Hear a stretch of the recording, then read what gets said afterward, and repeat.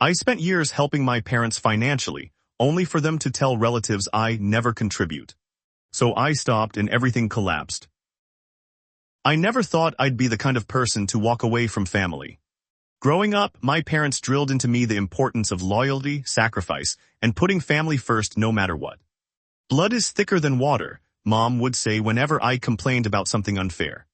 Family sticks together through thick and thin. For 28 years, I believed that. I lived by it. I built my entire life around it. My name is Marcus, I'm 32 now, and I work as a financial analyst at a mid-sized firm in Chicago. It's not glamorous, but it pays well, around $95,000 a year plus bonuses. I've always been good with numbers, organized, methodical. The kind of person who color codes their calendar and has a spreadsheet for everything. My younger brother Tyler, on the other hand, is 29 and works sporadically as a freelance graphic designer. When he works, which isn't often. Tyler has always been the creative one, the charming one, the one who could talk his way out of anything. Mom and Dad have always made excuses for him. Tyler just needs time to find himself, Mom would say. He's an artist, Marcus. You can't expect him to function like everyone else, Dad would add. I stopped pointing out that plenty of artists manage to pay their bills. The financial help started small. 6 years ago, Dad had a health scare, a minor heart attack that left him unable to work his construction job for several months. Mom worked part-time as a receptionist at a dental office, but it wasn't enough to cover their mortgage and bills. Just temporarily, Dad had said when he asked me for $800 to cover their mortgage. Just until I'm back on my feet. I sent the money without hesitation. They were my parents. Of course I'd help. Except Dad never really got back on his feet. The construction company let him go while he was recovering, and at 58 he struggled to find new work. He took odd jobs here and there but nothing steady. Mom picked up more hours but it still wasn't enough. The $800 became a monthly thing. Then it became $1,200 when they needed help with medical bills. Then $1,500 when their roof started leaking. I kept detailed records, not because I expected them to pay me back but because I'm an analyst. I track things. It's what I do. By the end of the first year, I'd sent them $14,600. You're so generous, Marcus, Mom would say during our weekly phone calls. We don't know what we'd do without you. Those words meant something to me. After years of being the boring one, the responsible one, the one who always followed the rules while Tyler got to be interesting, it felt good to be appreciated. Tyler, meanwhile, was living in their basement rent-free, contributing nothing.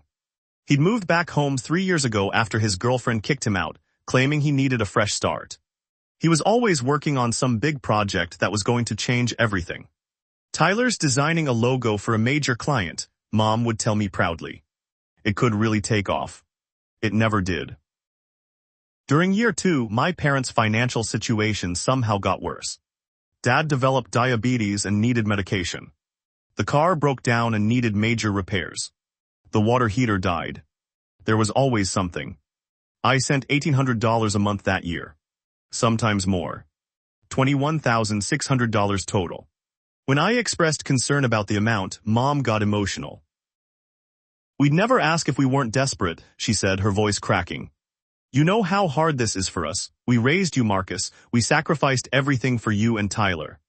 The guilt was crushing. They had raised me. They had sacrificed.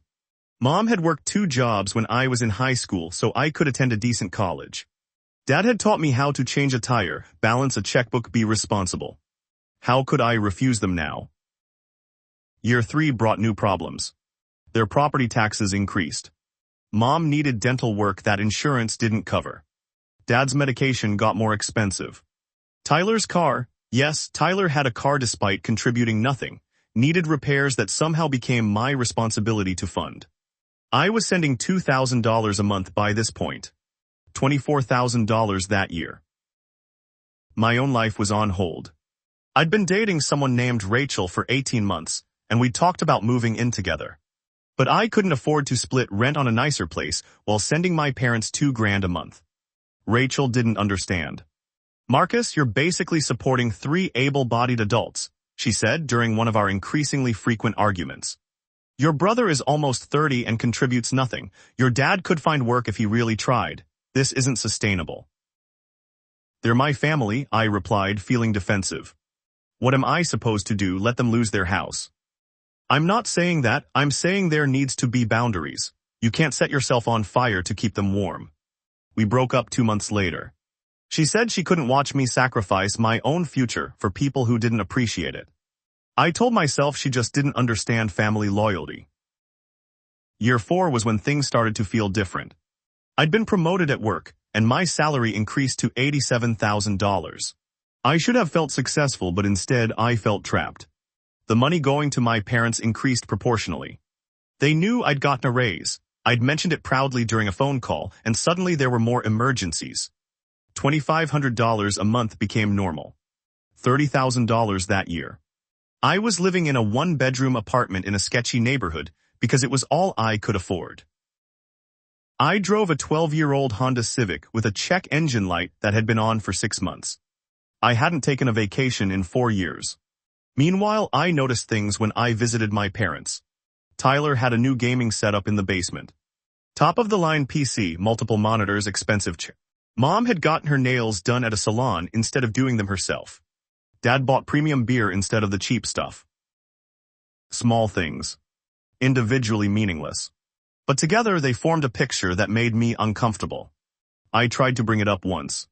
Hey Mom, I noticed Tyler has some nice new equipment. Is he working more? Oh, that was a gift from his friend, she said quickly. You know how generous people are with Tyler, he just has that personality. I didn't push it. By year 5, I'd sent my parents over $100,000. I had the spreadsheet to prove it. Every single transaction carefully recorded. I told myself it was temporary, that things would get better, that eventually they'd be back on their feet. I was 31 years old with $3,200 in savings, and a retirement account I'd been forced to put on hold. The breaking point came during Thanksgiving. I'd driven the 6 hours from Chicago to my hometown of Springfield, Illinois. The drive gave me too much time to think about my finances, my stalled career progression because I couldn't afford to dress appropriately for the corporate environment, my non-existent dating life because I couldn't afford to take someone to a decent restaurant. I arrived at my parents' house around 2 p.m., carrying a store-bought pie because I couldn't afford the time or money to make something from scratch. The house was full of relatives. Uncle Jim and Aunt Patricia. My cousins Derek and Michelle. Grandma Helen. Tyler's girlfriend of 3 months, whose name I immediately forgot. Everyone was gathered in the living room, drinks flowing, conversation loud. Marcus. Mom called out when she saw me. You made it, come in, come in. I hugged her, shook hands with the relatives I saw once a year, and found a spot on the couch next to Grandma Helen. How's work treating you, Marcus? Uncle Jim asked, beer in hand. Good, busy but good, got promoted last year. That's my nephew, he said proudly. Always been smart with money, this one. Not like some people, Aunt Patricia said, glancing meaningfully toward the basement door where Tyler had disappeared moments earlier. Mom jumped in quickly. Tyler's been working very hard on his portfolio. He has several clients lined up. This was news to me, but I kept quiet. The conversation flowed around me. I nursed a cheap beer and listened to updates about cousins' jobs, children, home renovations. Normal family stuff. Then Uncle Jim turned to Dad. How are you guys managing? I know things have been tough since your heart attack. Dad sighed dramatically. It's been rough, Jim, really rough, but we're managing, barely. We've had to make a lot of sacrifices. I'm sorry to hear that, Uncle Jim said. But at least you have the boys to help out, right? There was a pause. A strange, weighted pause that made my stomach drop. Mom and Dad exchanged a look. Well, Mom began carefully, Tyler helps where he can, but he's building his career. We don't want to burden him. What about Marcus? Grandma Helen asked. He's got that fancy job in Chicago. Another pause. Dad shrugged. Marcus has his own life, we don't expect anything from him. The words hit me like a physical blow. He's never been much of a giver, Mom added quietly, as if she didn't want me to hear, but loud enough that everyone did. Always been more focused on himself. I sat there frozen, unable to process what I just heard. Uncle Jim looked uncomfortable. I'm sure Marcus helps when he can. Oh, I'm sure he could, Dad said, his voice taking on a bitter edge. But you know how it is. Some children take care of their parents, some don't. My cousin Michelle, who worked as a nurse and made half what I did, spoke up. That's rough. My parents would never let me go through that alone. Family helps family. I stood up abruptly. Everyone turned to look at me. Excuse me, I managed to say. I need some air. I walked out the back door into the cold November afternoon, my hands shaking. Over $100,000. 5 years of sacrificing my own life, my own future, my own relationships. And they were telling relatives I never helped. I pulled out my phone and opened my banking app, scrolling through years of transactions. Every single one documented, dated, categorized. I did the math in my head. Between regular monthly payments and various emergencies, I'd sent them $118,400 over the past 5 years. That didn't include the smaller amounts. The $50 here for groceries, $100 there for gas, birthday gifts, Christmas presents that I'd stretched my budget to afford while they complained I never spent enough. I stood in my parents' backyard, watching my breath fog in the cold air, and something inside me snapped. Not with anger. Not yet. With clarity. I'd been a fool. I walked back inside, grabbed my coat, and picked up the store-bought pie I'd brought. I'm heading out, I announced to the room. Mom looked startled. Already, we haven't even had dinner. I have a long drive back, I said, keeping my voice neutral. Work stuff came up. It was a lie, but I didn't care. On Thanksgiving? Dad asked skeptically. Financial emergencies don't take holidays, I replied, letting the irony hang in the air. My banking app was still open. I navigated to my scheduled payments and found the automatic transfer that sent $2,500 to my parents on the 1st of every month. My finger hovered over the cancel payment button. 5 years of loyalty. 5 years of sacrifice. 5 years of putting their needs above my own. And I was selfish. I never contributed. I pressed the button. Payment canceled. Then I went through and canceled every other automatic payment I had set up for them. The utilities they'd asked me to help with temporarily 2 years ago. The car insurance payment I'd been covering just until they got caught up. All of it. Canceled. I sat in that parking lot for another 20 minutes, waiting for guilt to wash over me. Waiting to feel like a terrible son. It didn't come. Instead, I felt lighter than I had in years. I pulled back onto the highway and drove home. The first call came on November 28th, 3 days after Thanksgiving. Mom. I let it go to voicemail. Marcus, honey, I'm getting notifications from the bank that some payments didn't go through. Can you check on your end? There might be a technical issue. Call me when you get this. I deleted the voicemail without responding. The second call came 2 hours later. Dad this time. Marcus, your mother said the payment didn't process. We need that money for the mortgage. Can you resend it today? It's due tomorrow. Delete. The calls continued throughout the day. Mom. Dad. Mom again. Dad again. I silenced my phone and went to work. On November 29th, I received 7 calls and 4 text messages. The text started polite.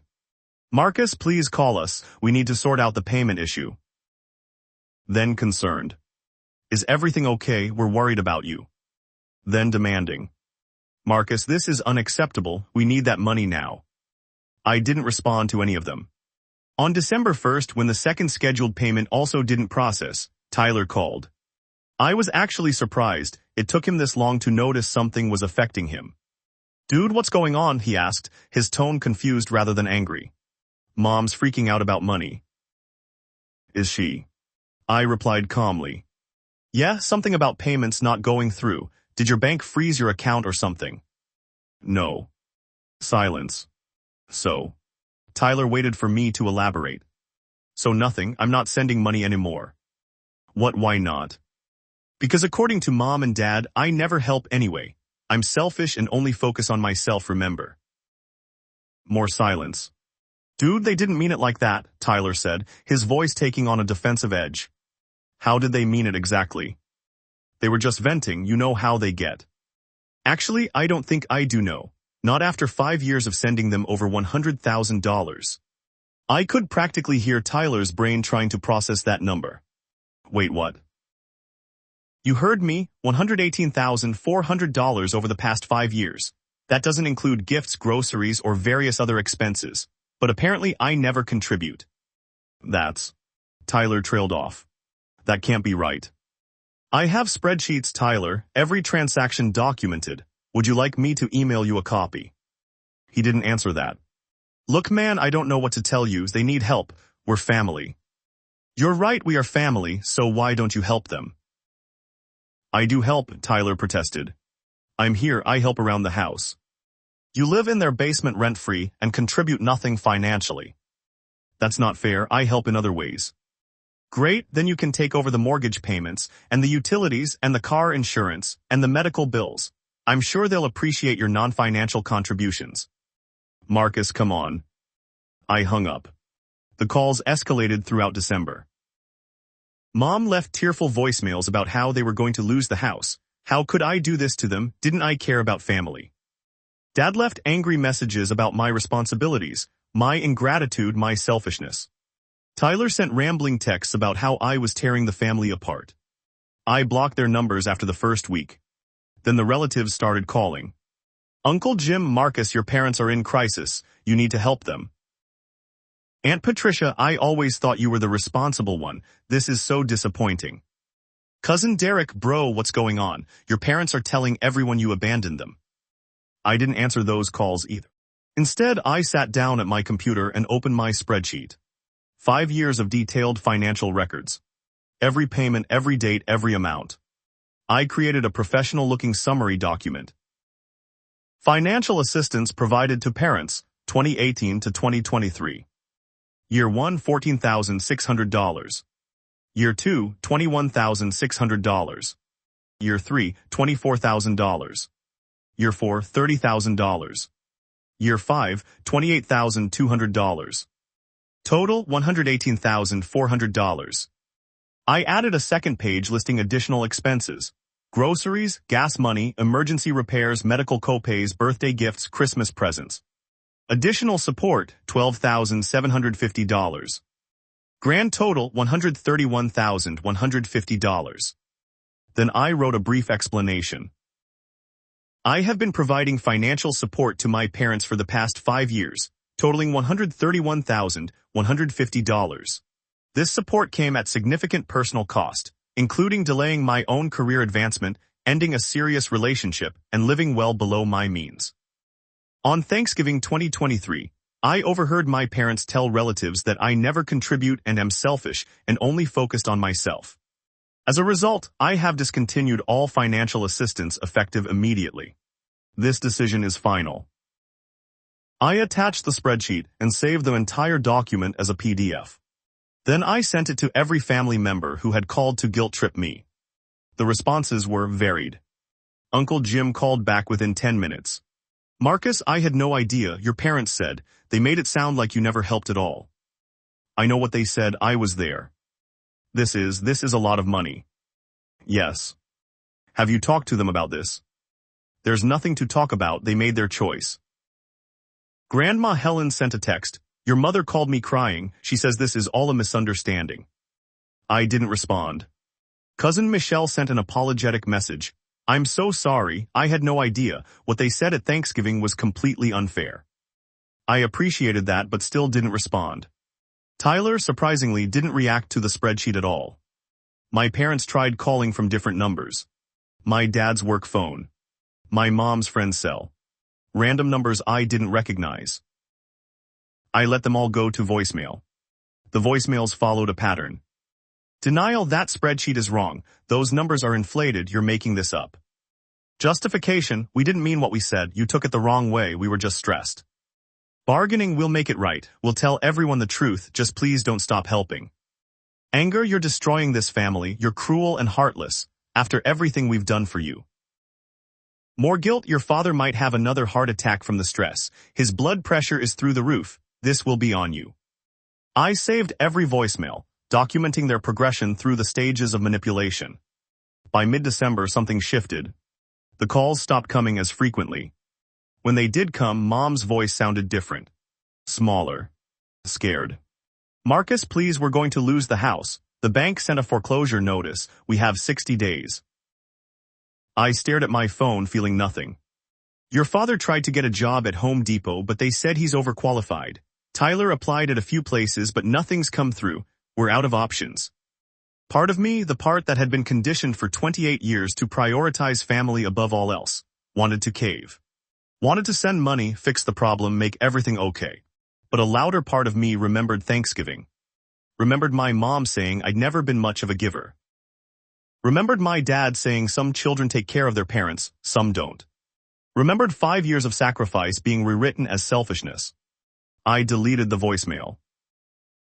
Christmas came and went. I spent it alone in my apartment, eating Chinese takeout and watching movies. It was the first peaceful Christmas I'd had in years. No stressful drive to Springfield. No walking on eggshells around family. No feeling inadequate compared to Tyler's charm and charisma. Just me, my couch, and General Tso's chicken. It was glorious. On December 28th, I received an email from someone I didn't expect, Aunt Patricia. The subject line read, "I owe you an apology." I almost deleted it without reading, but curiosity won out. Marcus. I want to apologize for what I said on the phone. I spoke without having all the facts, and that was wrong. Your Uncle Jim showed me the spreadsheet you sent. I couldn't believe what I was seeing. I called your mother to ask about it, and the conversation, well, it didn't go well. She tried to claim the numbers were exaggerated, but I did the math. Even if you'd only sent half that amount, it would still be more than most children do for their parents. I also learned some things that I think you should know. Last March, your parents took a vacation to Florida. 2 weeks, nice resort. Your mother posted pictures on Facebook. They told everyone it was paid for by a sweepstakes they'd won. In August, they replaced their entire living room furniture set. Told people they got it on clearance. Your father bought a new fishing boat in September. Said a friend sold it to him cheap. Marcus, I don't think your parents are as desperate as they've been claiming. Or if they are, it's because they've been living beyond their means while you were subsidizing them. I'm sorry I believed their version of events without questioning it. Patricia. I read the email 3 times. A vacation. New furniture. A fishing boat. While I was living in a shitty apartment and driving a car that barely ran. While I was working 10-hour days and eating ramen for dinner because it was cheap. While I was sending them over $2,000 a month. The anger I'd been holding at bay finally broke through. I opened my laptop and started going through my parents' Facebook pages. I rarely check social media, but now I was looking with new eyes. There it was. March 2023, photos of mom and dad on a beach in Florida. Sunset dinners. Resort pools. Smiling faces. The post caption, celebrating a little getaway. Life is short, so grateful for this blessing. Blessing. Right. August 2023, new leather couch and love seat in their living room. Still had the tags visible in the photo. Caption, finally upgraded our living room, found an amazing deal. September 2023, dad standing proudly next to a fishing boat. Caption, new toy for retirement, can't wait to hit the lake. Retirement. The man who claimed he couldn't find work. Who needed my money for mortgage payments and medical bills. Who made me feel guilty for having a salary while he struggled. He was posting about retirement and toys. I took screenshots of everything. Then I did something I'd never done before. I created my own Facebook post. I usually never posted personal stuff, but this needed to be said. To my extended family and anyone else who has been hearing stories about me. For the past 5 years, I have provided $131,150 in financial assistance to my parents. This includes monthly mortgage payments, utilities, medical bills, car insurance, and various emergencies. During this time, I lived in a 1-bedroom apartment in an unsafe neighborhood because it was all I could afford. I drove a 12-year-old car with ongoing mechanical issues. I ended a serious relationship because I couldn't afford to build a life while supporting 3 other adults. I delayed my own retirement savings and career advancement. On Thanksgiving 2023, I heard my parents tell relatives that I never contribute and am selfish and only focused on myself. While I was sacrificing my own financial security, my parents took a 2-week vacation to Florida, bought new furniture, purchased a fishing boat. I have discontinued all financial assistance. This decision is final. To those who called to guilt me without knowing the facts, I hope this clarifies the situation. To my parents, you made your choice. Now live with it. I attached the screenshots from their Facebook and hit post. Then I logged out and didn't look at social media for a week. The fallout was immediate and nuclear. My phone exploded with notifications. Calls, texts, messages on every platform. I ignored all of it and went to work. My boss, Jennifer, noticed something was different. You seem lighter, she commented during our weekly check-in. Do I? I asked. Yeah, more focused. Your last 3 reports have been exceptional. What's changed?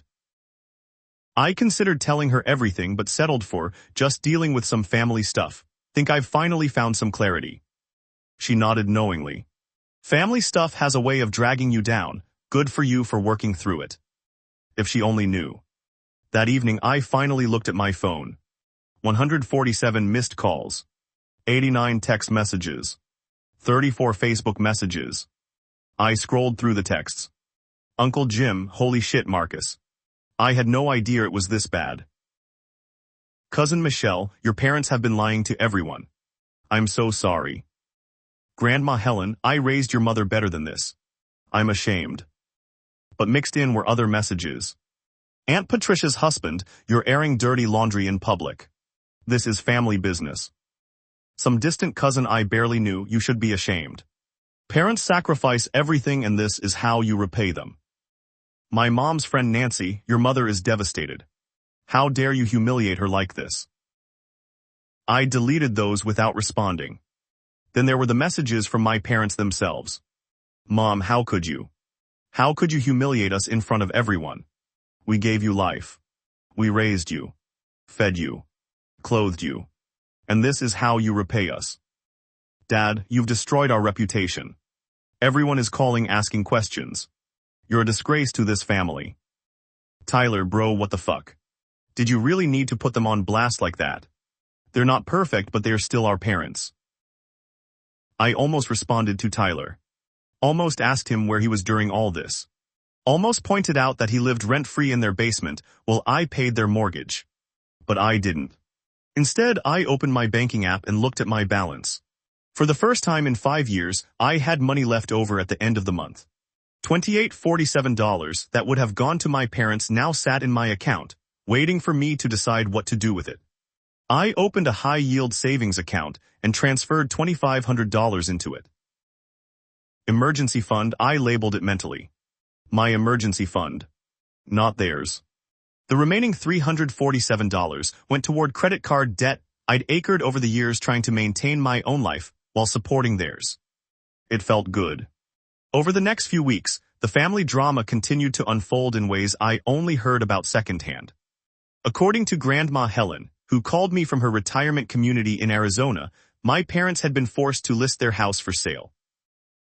The foreclosure notice was real and they were out of options. They're moving in with your Aunt Susan, Grandma said. She has that mother-in-law suite in her basement. They're not happy about it. I wasn't surprised. Aunt Susan was Dad's younger sister and they'd never gotten along. How's Tyler handling all this? I asked. Oh, he moved in with some friends apparently. Your mother is furious because he's not helping them pack or anything. I almost laughed. Tyler, contributing nothing as usual.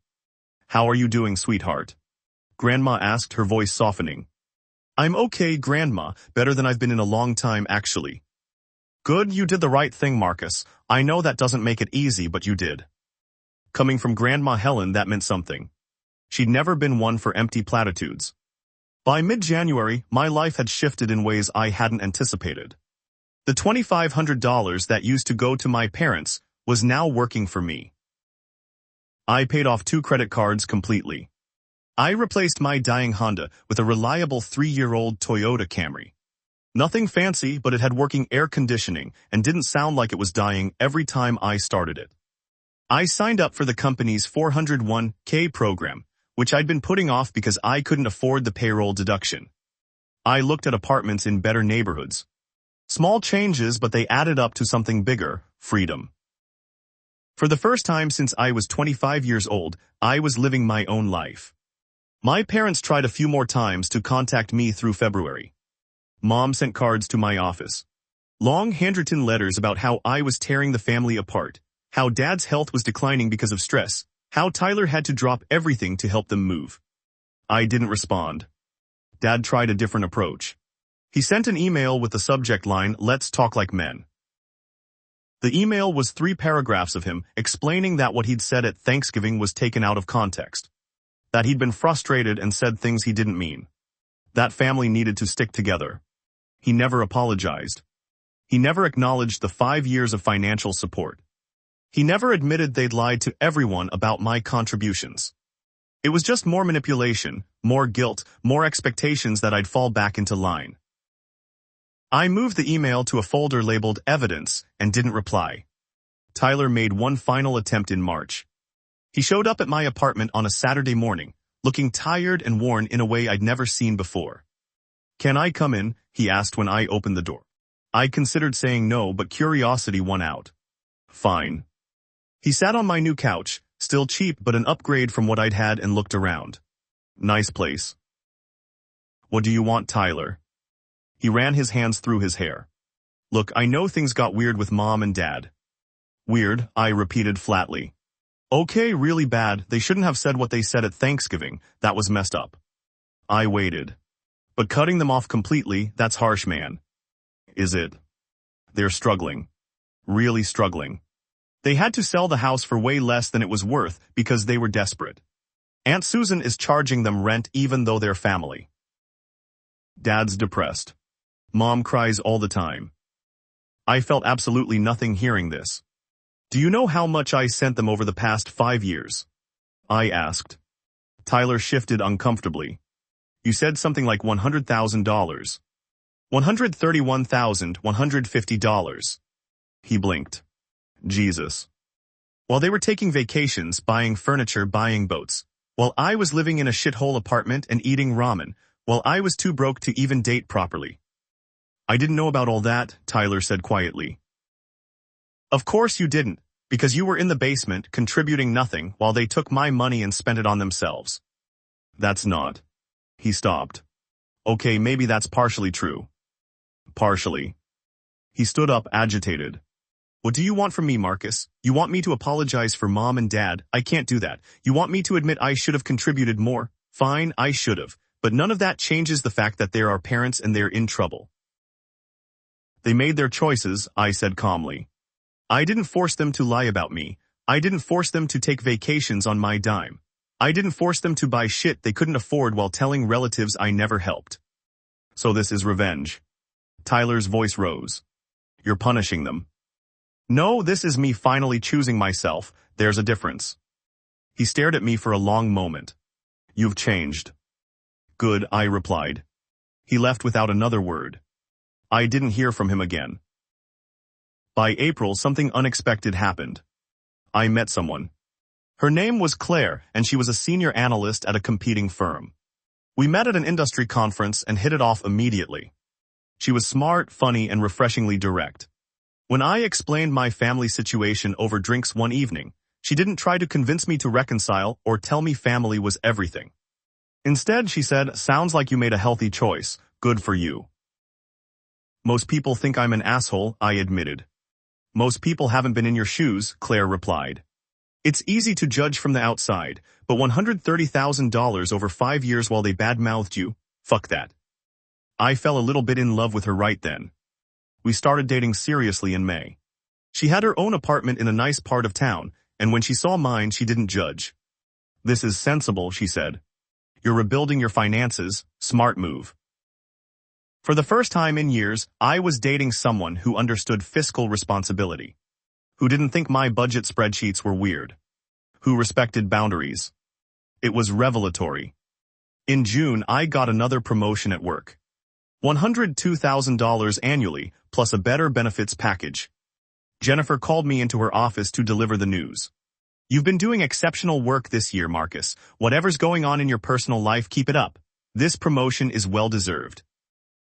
I thanked her and walked back to my desk in a daze. $102,000 a year.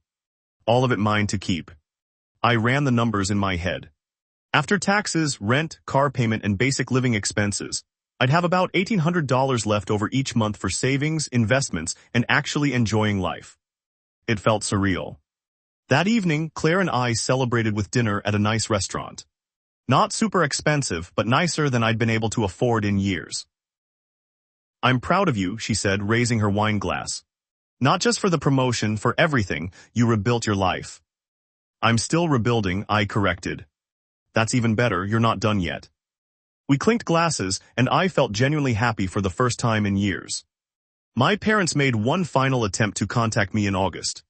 Mom's sister, my Aunt Lisa, who I'd always liked, called and asked to meet for coffee. I almost said no, but Aunt Lisa had never been part of the drama. "I'm proud of you," she said, raising her wine glass. "Not just for the promotion, for everything. You rebuilt your life." "I'm still rebuilding," I corrected. "That's even better, you're not done yet." We clinked glasses, and I felt genuinely happy for the first time in years. My parents made one final attempt to contact me in August. Mom's sister, my Aunt Lisa, who I'd always liked, called and asked to meet for coffee. I almost said no, but Aunt Lisa had never been part of the drama. She lived in California and only visited Springfield once a year. We met at a Starbucks near my office. "You look good," she said when she saw me. "Healthier." "Thanks, I feel good." She stirred her coffee, gathering her thoughts. "Your mother asked me to talk to you." I figured. "She wanted me to convince you to help them again, to reconcile." And I told her I wouldn't do that," Aunt Lisa said firmly. "Because after hearing both sides, I think you did the right thing." That surprised me. "Really?" "Marcus, I've known your parents your whole life. I love my sister, but she's always had a problem with taking responsibility. Everything is always someone else's fault. Your father enables it." I nodded slowly. "What they did to you was wrong. The lying, the manipulation, the lack of appreciation, all of it." She paused. "Your mother wanted me to tell you that they're struggling. That they need help. But the truth is, they need to learn to stand on their own 2 feet. "Thank you," I said quietly. "Don't thank me. I should have said something years ago when I noticed what was happening. I knew they were taking advantage of you, but I didn't want to get involved in family drama." She looked guilty. "That was cowardly of me." "You're not responsible for my choices." "No, but I could have validated your feelings instead of staying silent." She reached across the table and squeezed my hand. "You're going to be okay, Marcus. Better than okay." I believed her. It's been almost 2 years since that Thanksgiving. I'm 32 now, living in a 2-bedroom apartment in a safe neighborhood with working air conditioning and no suspicious stains on the carpet. Claire and I moved in together 6 months ago. We split expenses equally, which feels revolutionary after years of supporting 3 other adults. My retirement account is growing steadily. My car is reliable. I can afford to buy good coffee and occasionally splurge on nice dinners. I have hobbies now, photography and hiking, things I never had time or money for before. I haven't spoken to my parents in 2 years. Tyler sent me a friend request on Facebook last month. I ignored it. According to Grandma Helen's occasional updates, my parents are still living with Aunt Susan. Dad found part-time work at a hardware store. Mom picked up extra shifts at the dental office. Tyler got a real job at a marketing agency and moved into his own apartment. They're surviving without me. Turns out they could all along. Sometimes late at night, I wonder if I should reach out. If enough time has passed. If maybe we could build something new. Then I remember Thanksgiving. I remember my mother's voice saying I'd never been much of a giver. I remember my father saying some children take care of their parents, some don't. I remember 5 years of sacrifice being erased with a few sentences. And I close my laptop and go to bed, content with my choice. Because here's what I've learned, boundaries aren't cruel. They are necessary. Family doesn't mean accepting abuse or manipulation just because you share DNA. Sometimes the healthiest thing you can do is walk away. I gave my parents 5 years of financial support, $131,150 of my hard-earned money, while sacrificing my own future. They repaid me with lies and contempt. So I stopped. And everything collapsed. But not for me. For me, everything finally fell into place. The question I get asked most often, usually by distant relatives or well-meaning acquaintances who hear pieces of the story. Don't you feel guilty? The answer is no. Not anymore. I did in the beginning. That first month was brutal. Every time my phone rang, every time I saw a sad post on social media, every time Grandma Helen mentioned them in passing, I felt the pull. That old conditioning ran deep. Family first, blood is thicker than water, honor thy father and mother. But here's what I realized. Those platitudes only work when the relationship is reciprocal. When one side gives everything and the other side takes everything while lying about it, that's not family. That's exploitation. My parents had 5 years to appreciate what I was doing. 5 years to say thank you, to acknowledge the sacrifice, to maybe even try to pay me back. Instead, they spent my money on luxuries while crying poverty to relatives.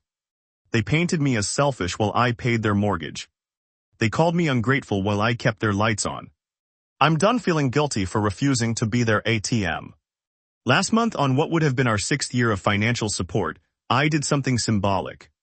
I calculated what my net worth would have been if I'd invested that $131,150 instead of sending it to my parents. Using a conservative 7% annual return, the number came out to approximately $156,000. That's what my choice to help them cost me. My choice plus their lies plus compound interest. I created a spreadsheet, because that's what I do, projecting where my finances would be in 5 years, 10 years, 20 years if I continued prioritizing my own future. The numbers were staggering. By the time I'm 42, I'll have enough for a down payment on a house. By 52, I'll have over $500,000 in retirement savings. By 62, I'll be able to retire comfortably without depending on anyone. All because I said no. All because I chose myself. Claire found me working on the spreadsheet one evening, and she kissed the top of my head. "You're going to be okay," she said. "I know," I replied. And I meant it. If there's one thing I want people to take from my story, it's this. You are not responsible for other people's poor financial decisions. Not even if those people are your parents. Not even if they raised you and fed you and claim you owe them. Parents choose to have children. That's their decision, their responsibility. Children don't owe them a lifetime of financial support in return. Especially when those parents lie about it. I gave my parents $131,150 over 5 years, and in return I got called selfish. So I stopped. And you know what? The sky didn't fall. They survived. They had to make sacrifices. They had to move. They had to actually work and budget like everyone else. But they survived. Meanwhile, I thrived. My life isn't perfect. I still have debt to pay off. I still have financial goals to reach. I still have scars from years of being used and manipulated. But I'm free. And that freedom is worth more than any amount of money. To anyone reading this who's in a similar situation, it's okay to say no. It's okay to have boundaries. It's okay to choose yourself. You're not selfish for refusing to set yourself on fire to keep others warm. You're just finally realizing that your life matters too. My parents told relatives I never contributed. They were wrong. I contributed $131,150 of my future. And when they spit on that contribution, I stopped. Not out of revenge. Out of self-preservation. Because I finally understood something crucial. I can't save people who are determined to drown. I can only save myself. And that's exactly what I did.